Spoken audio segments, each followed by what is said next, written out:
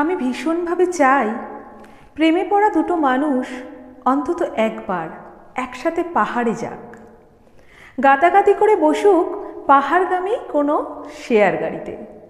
গাড়ি থেকে খাদের দিকে তাকিয়ে দারুণ ভয় পাক, পাকদণ্ডি বেয়ে উঠতে উঠতে মাথা ঝিমঝিম করুক হালকা হালকা।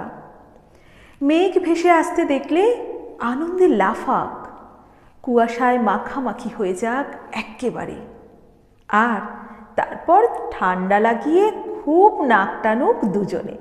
এক প্লেট ধোঁয়া ওঠা মোমো কিনে দুজনে মিলে ভাগ করে খাক। ঝর্নার ধারে বসে ভিজে যাক দুজনে। ঝুপ করে খুব ঠান্ডা নেমে আসলে এক চাদরের নিচে ঠক ঠক করে কাঁপুক ওরা, গা ছ্যাঁক ছ্যাঁক করুক। তারপর খাড়াই রাস্তা ধরে নিজেদের মাথা গোজার জায়গার দিকে হাঁটতে হাঁটতে মাঝপথে শরীর খুব ক্লান্ত হয়ে গেলে, পার একদম না চললে, দম বন্ধ হয়ে আসলে ওরা বসুক পাশাপাশি, একটু জিরিয়ে নিক আবার হাঁটা শুরু করার আগে। কোনো কথা না বলুক, একে অপরকে জড়িয়ে অপার মুগ্ধতায় তাকিয়ে থাকুক পাহাড়ের দিকে। আর বলতে শিখুক, ভালোবাসাও আসলে পাহাড়ে হাঁটার মতোই, আপেক্ষিকভাবে সবটুকু সুন্দর লাগলেও ব্যাপারটা আসলে অতটা সহজ নয়।